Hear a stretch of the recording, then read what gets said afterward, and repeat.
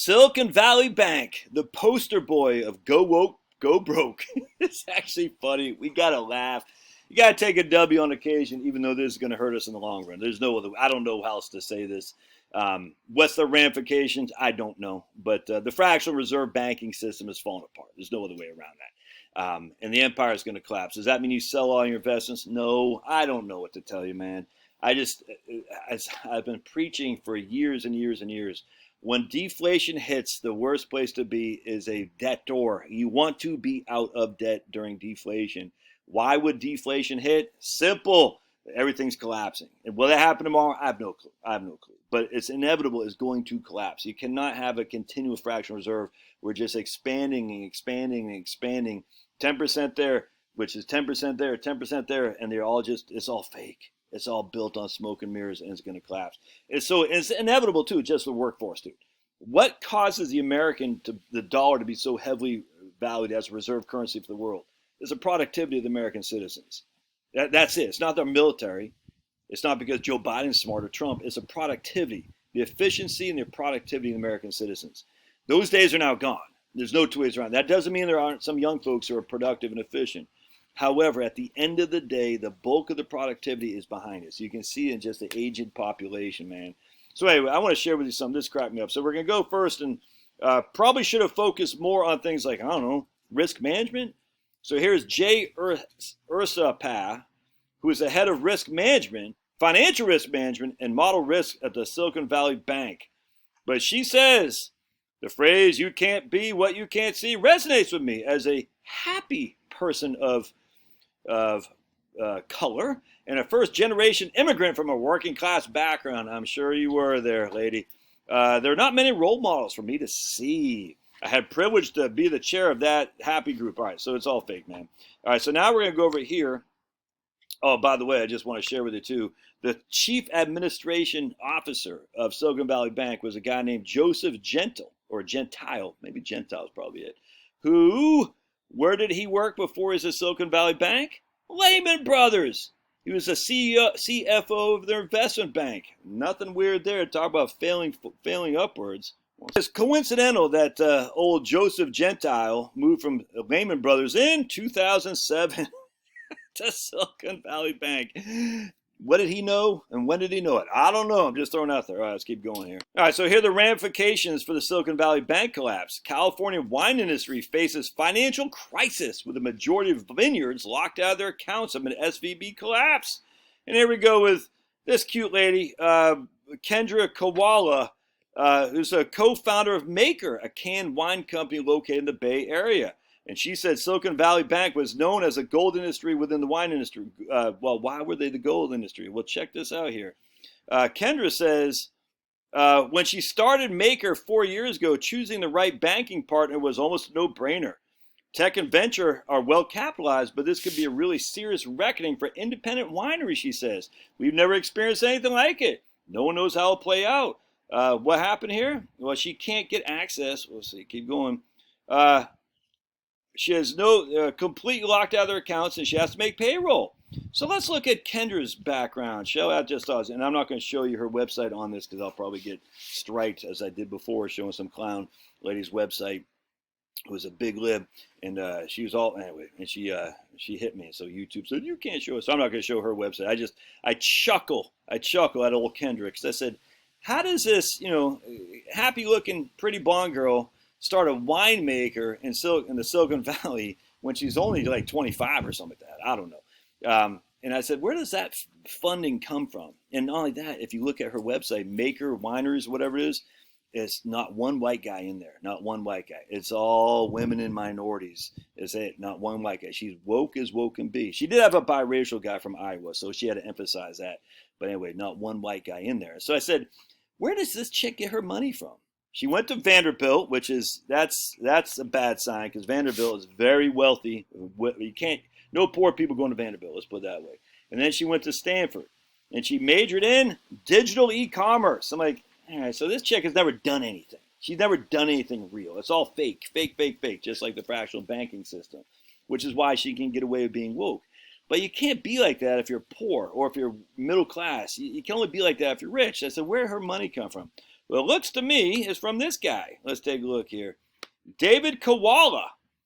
He concentrates practice in defense of civil litigation. He is a personal injury attorney in Evanston, Illinois. And Evanston, Illinois ain't for poor people. You know what I'm saying? So David Koala, it looks like, is a dad of Kendra. So Kendra Koala gets her startup money from David, and she can be woke as woke can be because her dad has given her seed capital. Isn't that funny? See how that permeates throughout society? That is not productive. That's not efficient. It's going to collapse. I don't know when, where, or how, but the American dollar is based on the productivity of citizens, and the citizens are becoming less and less productive and more woke because they're not living the reality. Kendra's reality is fake. She's never had to do anything, and as such, she can live in this world of wokeness where she doesn't need productive people, and she can look at a bank for its DEI score as opposed to reality. It's crazy. So check this out. Now we got this is from boxday.net. Following SVB's collapse, tech companies in Britain have also had their accounts frozen, meaning they have no access to the money and unable to make payroll. Major firms such as Shopify and Pinterest are also directly affected. UK business leaders have raised concerns that the failure could create problems in Britain, warning that they could face going bust if they cannot get their funds from the bank. Oh my goodness. There are also fears that the crash of the bank will spread across the world with bases in countries including China, India, and Switzerland. And anyway, he says the knockoff effects have even affected us in Voxes in Switzerland. Starting Friday night, without any reason, Castalia, they publish books, was suddenly locked out of one of our regular book production sites for the first time in 9 years. They will have no effect on the library, but could affect our traditional book publishing business. But anyway, and this is about Bud Grant dying for the Minnesota Vikings. But check this out. Breaking news! Harry and Meghan stand to lose millions in the collapse of the SVB Bank. I hate to laugh at them, but it's fun, man. It's fun. You got to take the W's when you can get them because there ain't many W's lately, and there's not going to be many to come. So take them when you can get them. Sources tell ISN, I don't know what that is, the couple set up accounts following the advice of friends in Silicon Valley because Silicon Valley promoted the woke DEI crap as opposed to being financially secure and strong. This is a major blow. They had all of Harry's money there. Even better. Oprah loses millions in SVB collapse.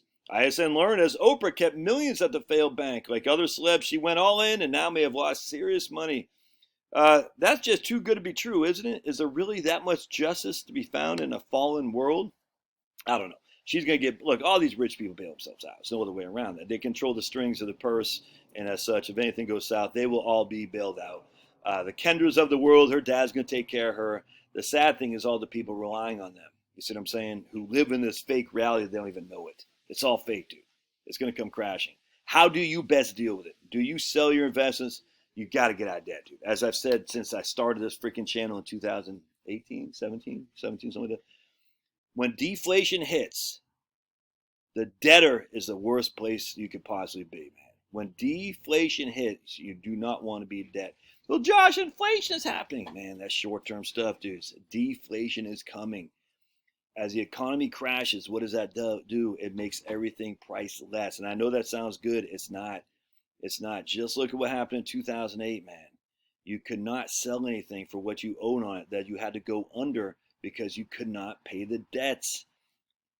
Fractional reserve it makes sense if you want to create an empire for a certain amount of time, because you can inflate things enough that you don't have to worry about deflation, and thus you can take leverage, you can borrow and all that stuff. That's good, but it will always fail. A fractional reserve system, you just have 10, you don't even have to 10% in reserves anymore at the bank. But let's just say you did. You have 10%. You have 100. The Federal Reserve gives you $100. I put 10% in a vault. You don't even have a vault, but just pretend you do. I have $90 I can then lend. I lend it to this guy who only needs 10% in his vault. So he has 9% in his vault. He's got 89 or whatever it is, 91 he can lend, or whatever. You see what I'm saying? How that fractional reserve system, it creates this fakeness. It can't continue forever. And sadly, the time is coming, probably the next generation or two, where it's going to collapse because there's not enough product. There's just not enough people in our economy who are productive. Doesn't mean there aren't some. But just the facts are, look at just the population. It's aging left and right. The non-productive people, essentially, those be retirees. Really, the baby boomers are retiring. Doesn't mean you're non-productive. You're lazy. It just means you're not doing anything in terms of efficiency, labor. You're taking the resources you saved. You're pulling these out that you saved, and there's not enough people coming up behind to be productive to replace that or even advance the economy. And as such, is doomed, man. Go woke, broke, go broke. And the go wokeness was sadly well before Silicon Valley Bank is when they started telling people not to have children. I'm telling you, man, not having a big family is the crush of death of the fractional reserves economy. It's all there is to it. And we're going to have to revisit usury laws. We're going to have to say, man, you can't have this anymore. You can't have people freaking going heavy in debt for a freaking Silicon Valley Bank at 18% or Capital One at 18% off the back of young, ignorant people who borrowed enough money to go to college so they can party like it's 1999 while they're in their late teens and early 20s. We're going to have to do something about that. These bankers are going to have to take it on the chin, which means we're all going to take it on the chin.